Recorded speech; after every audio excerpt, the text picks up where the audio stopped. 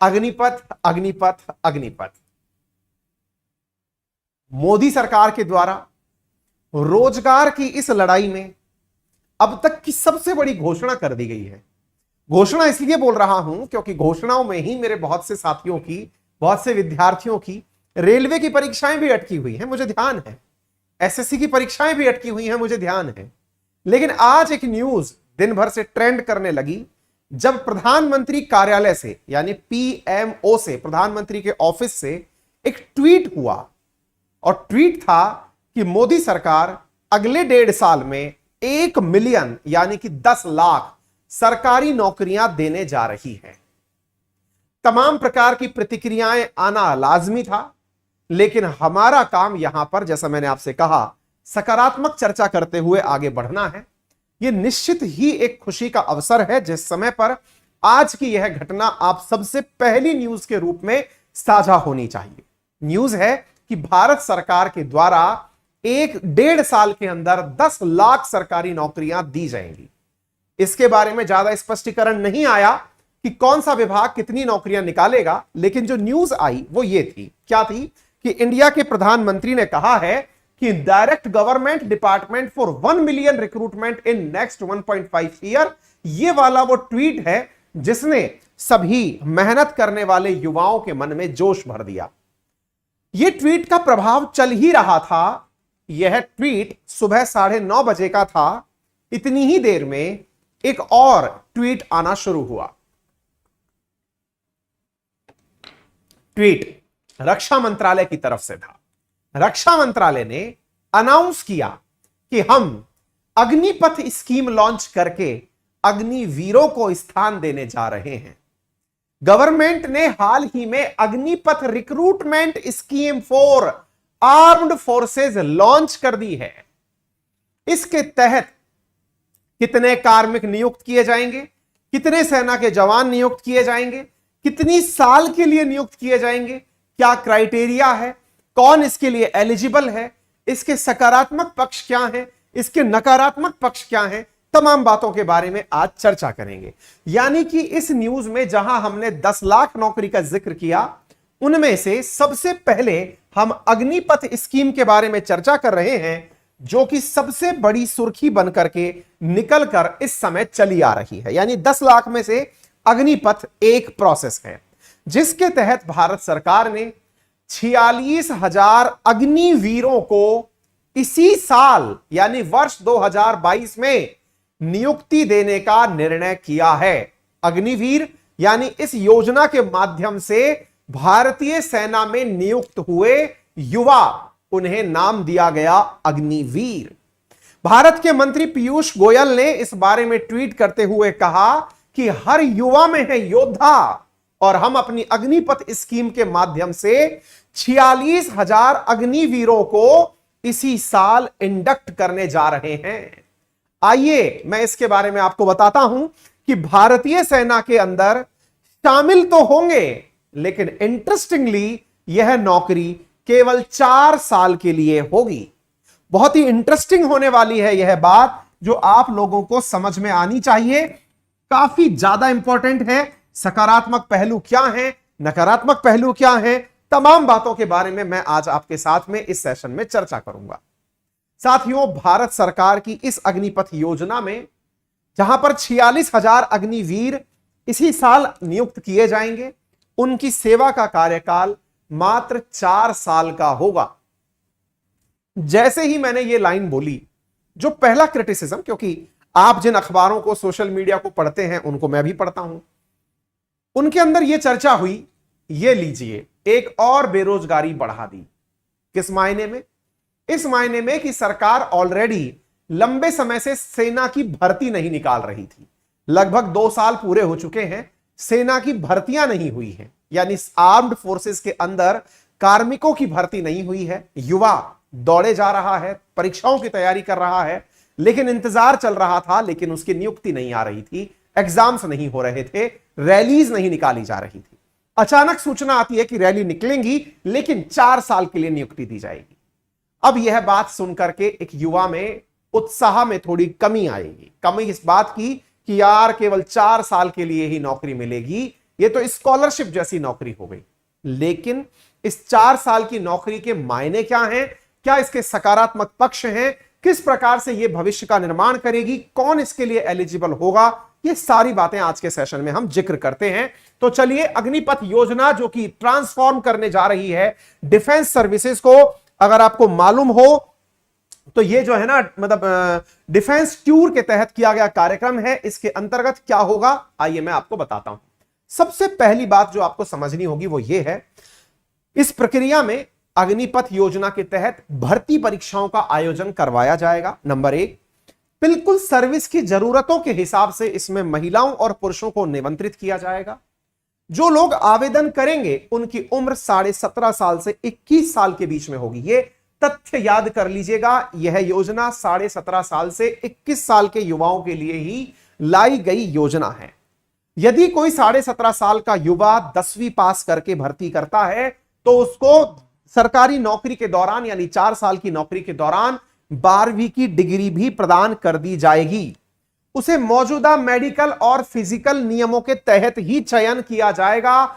10वीं और 12वीं की योग्यता के आधार पर इसमें योग्यता के अनुसार परीक्षा में बैठाया जाकर के लोगों को नौकरी दी जाएगी।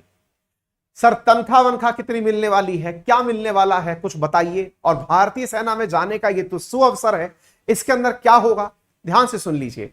भारतीय सेना में पहली साल का जो पैकेज होगा वो होगा 4.25 लाख, यानी 4.76 लाख, यानी कि मतलब आप 5 लाख के लगभग ही अपना सैलरी पैकेज पहली साल में समझें।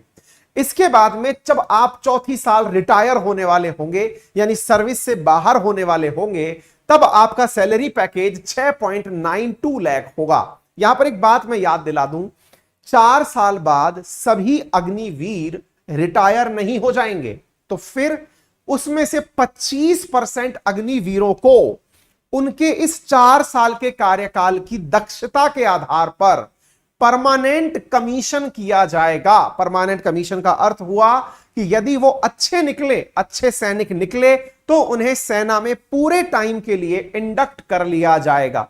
फायदे और नुकसान सभी की चर्चा मैं करूंगा, लेकिन इसको थोड़ा ध्यान से सुनते चलें। अब एक बड़ा सवाल जो आपके दिमाग में यहां आने लगेगा, सरकार इसके क्या फायदे लेना चाहती है। सबसे पहला फायदा जो आपको अब तक दिख गया होगा, पहला फायदा, किसी को पेंशन नहीं देनी पड़ेगी। क्योंकि असल में सैनिक के रिटायर होने के बाद में ताजीवन उसकी जिंदगी भर का जो खर्चा उठाने के लिए सरकार को मेहनत लगती थी वो पेंशन की थी। अब वो पेंशन नहीं देनी पड़ेगी। इसके अलावा सुविधाओं के रूप में क्या दिया जाएगा और क्या नहीं, वो मैं आपको बताता हूं। यहां पर रिस्क और कठिनाई के आधार पर अलग अलग प्रकार के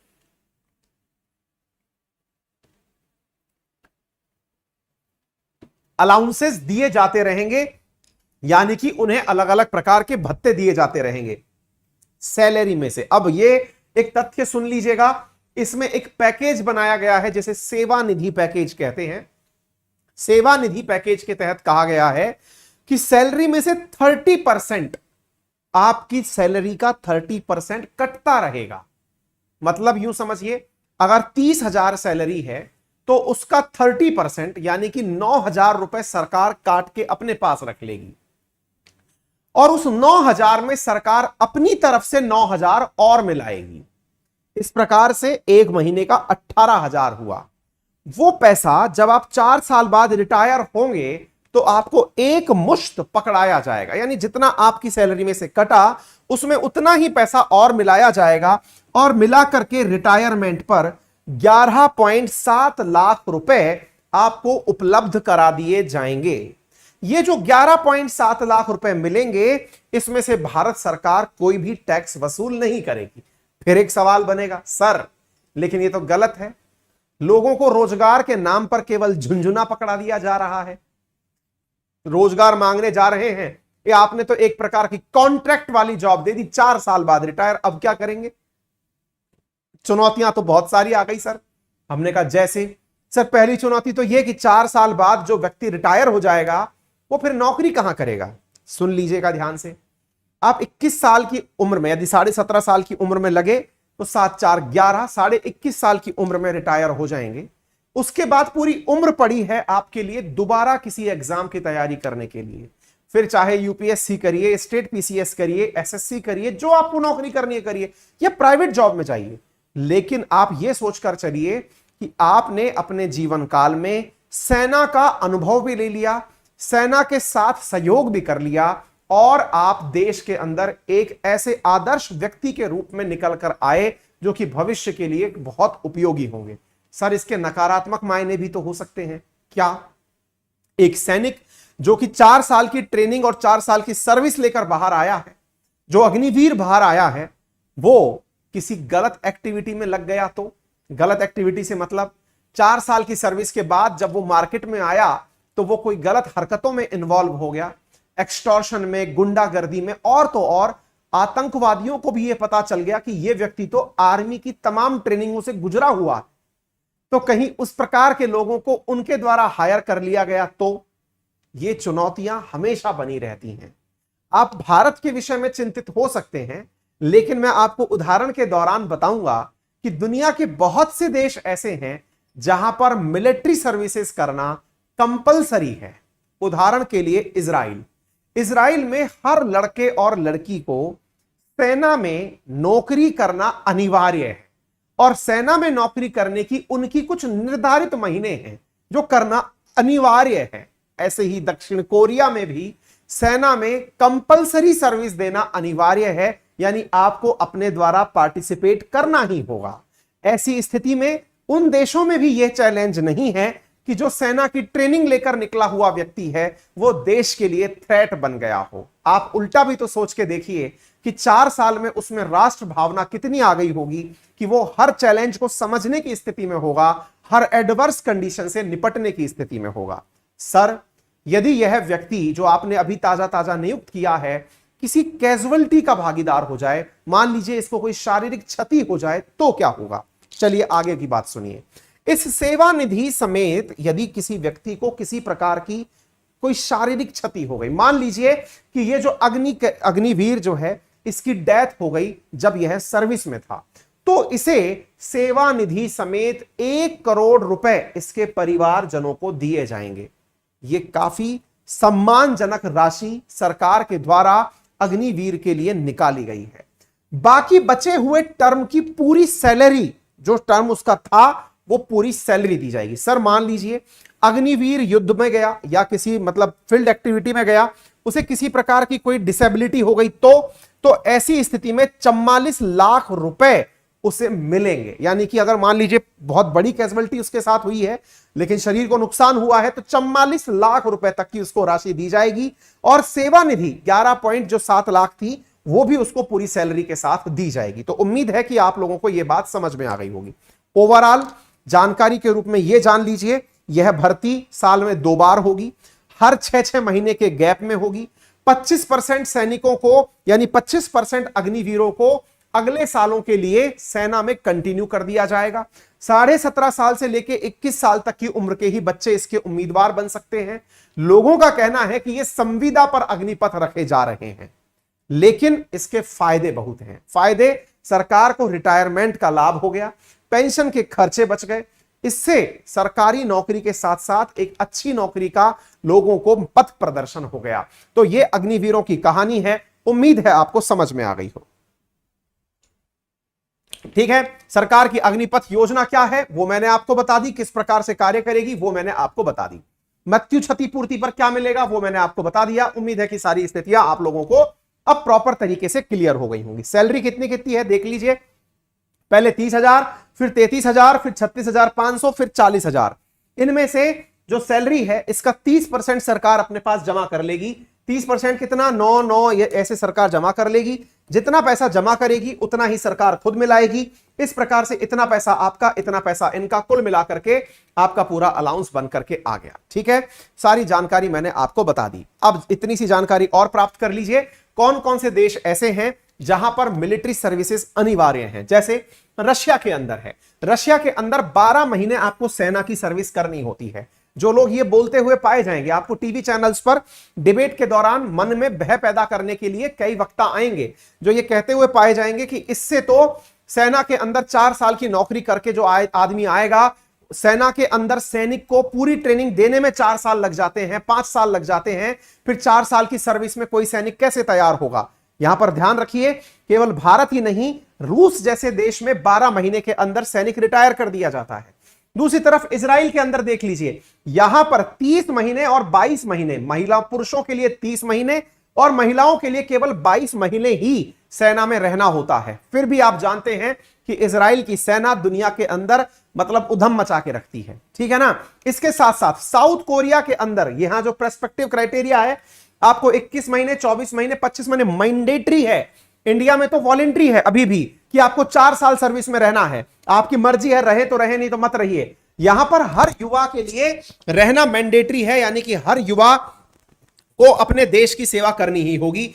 ऐसे ब्राजील के अंदर हर युवा को 12 महीने की मिलिट्री की सेवा करनी होगी। अब आप सोचकर देखिए, आपको लगता है कि हमारे देश को खतरा हो जाएगा, हमारे जो नागरिक हैं वो देश के लिए खतरा बन जाएंगे? साउथ कोरिया को एनी टाइम थ्रेट है नॉर्थ कोरिया से, फिर भी उसने अपने यहां पर मैंडेटरी सर्विस की हुई है। इजराइल को एनी टाइम थ्रेट है अपने चारों तरफ के देशों से, फिर भी उसने मैंडेटरी सर्विस की हुई है। इसलिए 4 साल एक पर्याप्त नंबर है, क्योंकि दुनिया के देशों ने सक्सेसफुली इस काम को करके दिखा दिया है। इसलिए आप सबसे गुजारिश है कि इसके अंदर नकारात्मकता ना ढूंढें, ठीक है ना। जो सकारात्मकता है वो आपके सामने है, नकारात्मकता होगी उनका निदान करने के लिए सरकारें बैठी हैं।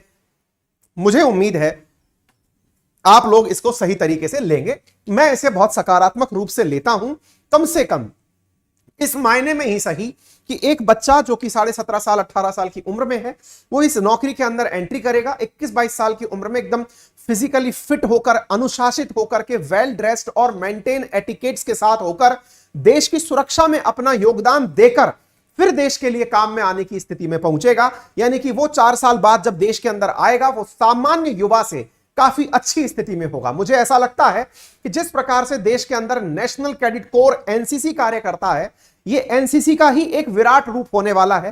क्योंकि कॉलेज के दौरान जब एनसीसी में एक बच्चा वर्दी धारण करता है और देश की सुरक्षा के लिए वॉलंटरली कसम खाता है कि मैं देश की सुरक्षा के काम आऊंगा, मुझे लगता है कि ये उससे भी बढ़कर होने जा रहा है कि देश की सुरक्षा के लिए काम भी आएंगे आप, सेना सरकार ट्रेनिंग भी देगी, साथ में आपको सैलरी भी मिलेगी, आपको एक अलाउंस भी मिलेगा जिसका आप अपनी फर्दर स्टडीज में उपयोग कर पाएंगे। तो मुझे लगता है कि देश के लिए यह एक सकारात्मक कदम है। निश्चित ही हर योजना के प्लस माइनस होते हैं, इसके भी माइनस होंगे, जिसका काम विपक्ष का करने का है।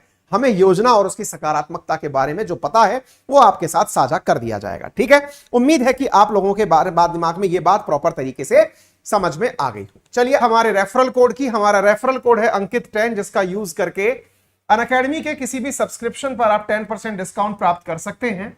अनअकैडमी के सब्सक्रिप्शन को प्राप्त कर सकते हैं 10% डिस्काउंट आप अनअकैडमी के सब्सक्रिप्शंस पर प्राप्त कर सकते हैं। अनअकैडमी के सब्सक्रिप्शंस में मैं आपको बता दूं 13 से लेकर 15 तारीख के बीच में कैटेगरी वाइज यूपीएससी के अंदर यदि आप सब्सक्रिप्शन प्राप्त करते हैं तो आपको 6 महीने का एक्सटेंशन दिया जा रहा है।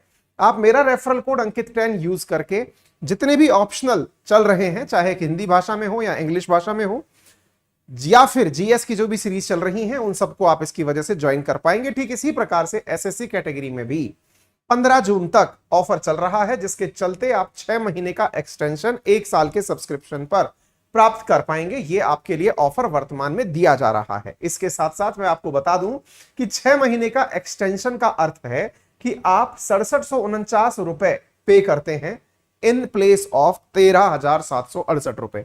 ठीक है, तो आप ये कोर्सेस पर एक्सेस कर 15 तारीख तक की बात जान लो, यानी कल तक की बात। और है क्या है, एसएससी यूपीएससी किसी भी कैटेगरी में अगर आप सब्सक्रिप्शन लेते हो, मेरा रेफरल कोड लगा के 6 महीने का एक्सटेंडेड सब्सक्रिप्शन यहां पर दिया जा रहा है। ठीक है, विशेष रूप से यूपीएससी के अंदर तो आप इसका जरूर उपयोग कर लें। 1 साल के सब्सक्रिप्शन के साथ 6 महीने का अतिरिक्त सब्सक्रिप्शन एसएससी के अंदर भी कर लें। यूपीएससी के अंदर सबसे अच्छी बात यह है कि आप सब्सक्रिप्शन जब लें तो जीएस प्लस ऑप्शनल का सब्सक्रिप्शन लें। खासियत यह है कि प्रीलिम्स और मेंस की तो पूरी तैयारी वहां मिलती ही है, ऑप्शनल की भी आपको मिलती है और हिंदी और इंग्लिश मीडियम में मिलती है। पूरा प्रिंटेड मटेरियल मिलता है, बढ़िया काउंसलिंग मिलती है, बहुत ही अच्छे से तैयारी, और इंडिया के टॉप एडुकेटर्स जो ऑनलाइन पर हैं वो आपको यहां पर पढ़ाते हुए दिख जाते हैं। ठीक है ना। एक और प्लान है हमारा जिसको आइकॉनिक प्लान बोलते हैं, जिसमें आपको मेंटरशिप मिलती है, प्रॉपर मेंटरशिप, मतलब आपकी गाइडेंस जो है वो अनअकैडमी के द्वारा करवाई जाती है। Thank you so much. अपना ख्याल रखें, बड़ों का सम्मान करें, छोटों को प्यार दें। अपना व्यक्तित्व इस प्रकार से विकसित करें कि महिलाएं आपके साथ